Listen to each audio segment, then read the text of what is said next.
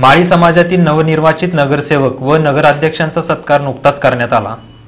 पदापेक्षा समाजाच्या उन्नतीसाठी काम केल्यास पदानंतरही समाज आपल्याला स्मरणात ठेवतो। आज आपण आजी पदाधिकारी आहोत, परंतु उद्या माजी झाल्यानंतरही आपणास समाजात मानाचे स्थान हवे असल्यास समाज केंद्रस्थानी ठेवून समाजातील सर्वात शेवटच्या माणसांच्या विकासात हातभार लावणे आवश्यक असल्याचे मत पुणे जिल्ह्याचे पालकमंत्री गिरीश बापट यांनी व्यक्त केले।